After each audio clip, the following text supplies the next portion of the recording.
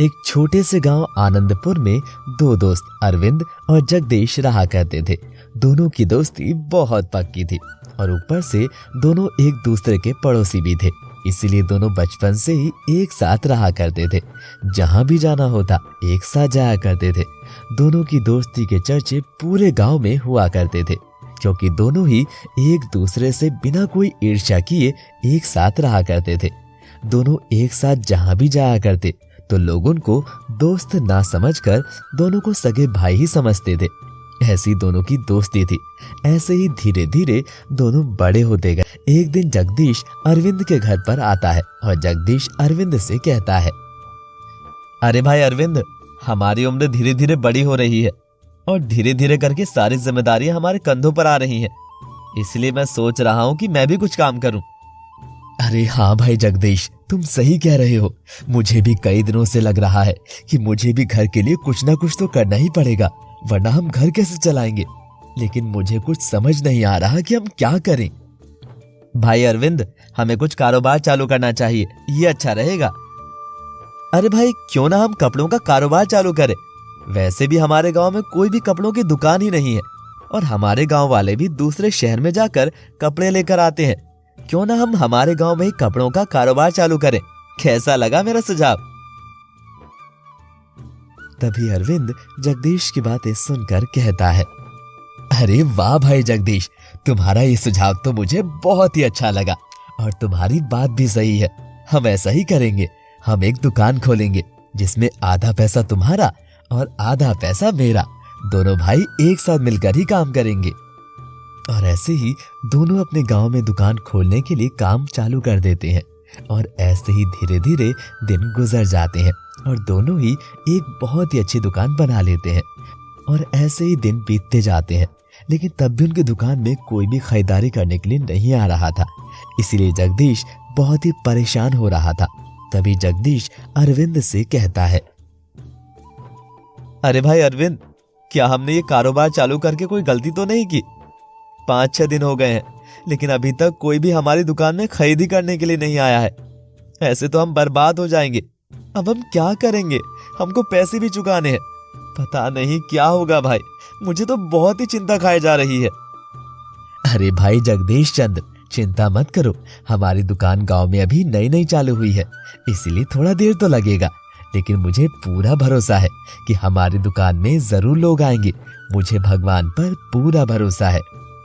ऐसे ही धीरे धीरे कुछ दिन बीत जाते हैं और धीरे धीरे दोनों की दुकान पर लोग खरीदने के लिए आने लगते हैं। और दुकान पर अरविंद जो भी पैसे आते उसका हिसाब किया करता था और जगदीश लोगों को चीजें दिखाया करता और बेचा करता था। और ऐसे ही धीरे धीरे उनकी दुकान चल पड़ती है और दोनों को बहुत ही अच्छा मुनाफा होने लगता है। और ऐसे ही धीरे धीरे अरविंद और जगदीश दोनों शादी कर लेते हैं। अरविंद की पत्नी गोपी, जो बहुत ही अच्छी और समझदार और ईमानदार थी, लेकिन दूसरी तरफ जगदीश की पत्नी कोमल, वो बहुत ही लालची किस्म की इंसान थी। उसे तो जितना भी हो उतना ही ज्यादा चाहिए था। ऐसे ही धीरे धीरे दिन बीत जाते हैं और समय के साथ साथ दोनों का कारोबार भी बढ़ रहा होता है। इसीलिए जगदीश को भी धीरे धीरे मन में लालच आना शुरू हो जाता है। एक दिन जगदीश अपनी पत्नी के साथ सोच रहा होता है, अरे पूरा दिन सबसे ज्यादा काम मैं ही करता हूँ और वह अरविंद तो सिर्फ पैसे ही गिनता है। पूरा काम तो मुझे ही करना पड़ता है। तभी ये बातें सुनकर जगदीश की पत्नी कोमल भी कहती है, अरे हाँ जी, ये बात तो आप सच कह रहे हैं। सारा काम आप करें और दोनों में पैसे भी आधे आधे बटें। ये बात तो सही नहीं लगती मुझे जी। और ऐसे ही जगदीश अपनी पत्नी की बातों को सुनकर उसे और भी लगने लगता है कि सबसे ज्यादा मुनाफा उसे ही मिलना चाहिए। और ऐसे ही अगले दिन जगदीश अरविंद से कहता है, अरे सुनो भाई अरविंद, तुम मेरे साथ इतने दिनों से गलत कर रहे हो। ज्यादा काम मैं करता हूँ और मुनाफा दोनों में आधा आधा बढ़ जाता है। ये तो भाई अच्छी बात नहीं है। अब तुम फैसला कर लो कि तुम्हें क्या करना है। तभी जगदीश से अरविंद कहता है,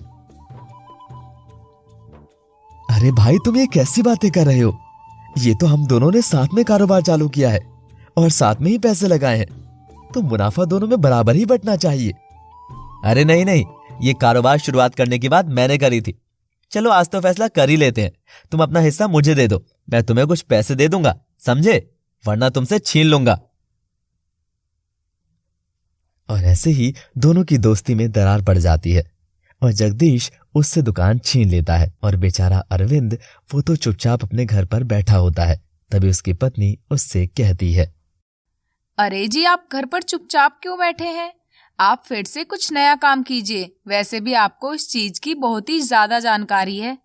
लेकिन मैं क्या करूं, मेरे पास तो पैसे भी नहीं है और जो भी कुछ था वो सब कुछ उसी दुकान पर सामान मंगवाने के लिए दे दिया था। अब क्या करूं मैं?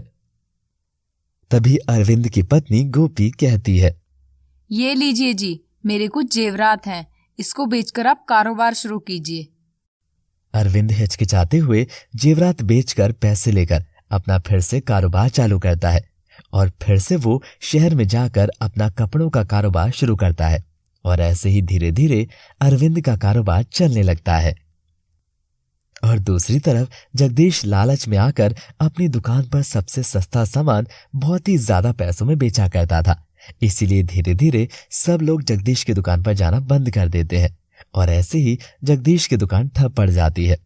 और ऐसे ही धीरे धीरे जगदीश की दुकान बंद हो जाती है, क्योंकि कोई भी लोग उसकी दुकान पर सामान खरीदने के लिए नहीं जाते थे। तो दूसरी तरफ अरविंद की दुकान बहुत अच्छे से चलती थी और उसने अपनी एक और दुकान भी खोल दी थी।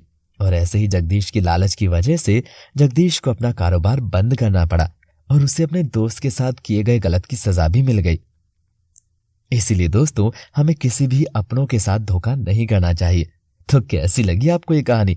अगर आपको हमारी कहानी पसंद आई हो तो वीडियो को लाइक, चैनल को सब्सक्राइब जरूर कीजिएगा। धन्यवाद दोस्तों।